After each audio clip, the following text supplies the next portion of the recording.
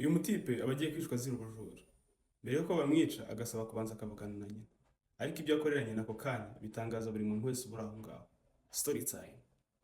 Gute uyu mutipe w'Imuhanga yisanga ari umujura ruharwa. Uyu musore avukana n'abandi bana babiri. Noneho akagira ise na nyina. Ariko igihe kiragera ise agapfa. Yamara gupfa ubukene bukabakubita, kurya bari ikibazo, kabisa ubuzima bugoye left, right and center. So uyu mutipe rero atangira ibintu byo kwiba akiri mutoya. Kuko nko kugiye ari ku ishuri yajyaga yiba amakaramu, amakayi. Ariko koko kubibona byabaga ari ikibazo kuko nyina yari ari hasi pe nta kintu afite. Uyu musore rero igihe cyarageze aratangira kujya yiba ibintu by'ibiryo mu mirimo y'abaturage, ahari ikigori agica akizana, ahari ibishyimbo asarura akagezanira nyina. Ariko noneho nyina nawe akajya bifata neza n'umutima mwiza, ntanamubaze ngo ubikuye hehe. Uyu musore ingeso irakura none amaze kugera ku myaka 22 azi Kigali. Amaze kuza Kigali sasa nibwo yatangiye kujya akora ubujura bugiye buremereye bwo kumena amazu, akazajya atwara ibyo bita ama TV, ibikoresho bigiye bitandukanye byo mu nzu. Umutipe aragenda akiba akaba ikimenya bose. Uyu nguyu ni umwaka wa 1993 byibuke. Ahangana niho bamaze gukora sasa.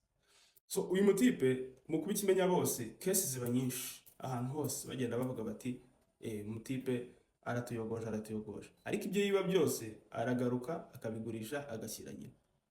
Sasa ikintu kiza kubaho niki? Polisi bamuhiga hasi hejuru. Yamara kumuhiga ikamufatana n'abandi bajama babiri baba bafatanya akazi. Bakajya mu rukiko, bamara kujyanwa mu rukiko birangira ibyaha bibahamye. Ikintu kibaho niki? Babakatira igihano cy'urupfu. Aha rero iyo bakatirwaga igihano cy'urupfu ukuntu bimeze mw'iyo myaka, barabafataga bakababamba bakabazirika hakumwe kwa Yesu neza, barangiza bakagira bate bakabarasa. So umunsi uragera wo kwicwa n'abandi bajama be.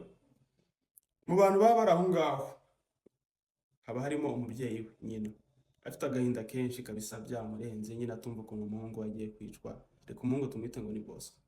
So ikintu kiza kubaho niki? Umuhungu mbere yuko yicwa baramubaza bati ijambo ryawe rya nyuma ni irihe? Akababwira ngo wait, ijambo ryanjye rya nyuma ndaribwira mama, nkeneye ko aza akanyegera.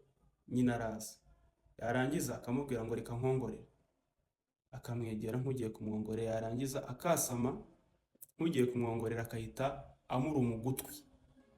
Amara mu kumuruma ugutwi kuhita kuvaho. Abari aho bose bagatangara bakibaza ni ibiki. Ntabwo mbese baba bari gusobanukirwa ikiri kujya mbere. Yarangiza umuhungu akongera agatambuka akajya handi bari buze kumwicira. Mbere yuko bamwica bakamubaza ngo ni iki cyatumye mama wawe umuca ugutwi? Siko nababwira. Arababwira ngo natangiye kwiba ndi mutoya, ariko igihe cyose nibaga najyaga nzarira mama, niwe nabikoreraga. Ariko ntiyigeze anyicaza ngo amanure cyangwa se ambwire ngo ibyo uri gukora ntabwo ari byo. Twarafatanije.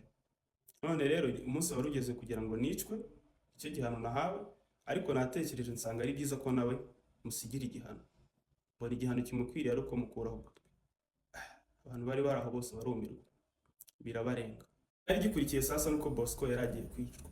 Atera intambwe asubira hahandi ari buze kwicirwa, baramuhambira neza. Harangije abari abasore babitorejwe kabisa. Umwe afata imbunda akayimutunga akahita amurasa rimwe ngo.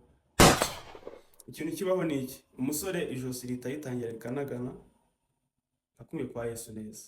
Abari aho ngaho agahinda kakabica, nyina barimo ararira bya hatari ndetse n'amaraso arimo arajojoba handi umuhungu yamuciye ugutwi.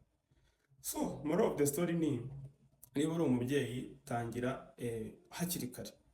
Ujye wicara ubwira abana umubwira ati wakosheje ibi nibi kugira ngo bagendere mu nzira nziza, kuko ingaruka nziza cyangwa se imbi z'uburere abana bahabwa ziragaruka nawe zikakugeraho iyo bamaze gukura. Yes. Ibuka ukore follow, ikindi ugire gute, usigaga comment hasi utubwire uburyo byumva icyo inkuru yakwigishije. Uwababwiraga inkuru ni Mizi the Storyteller. God bless.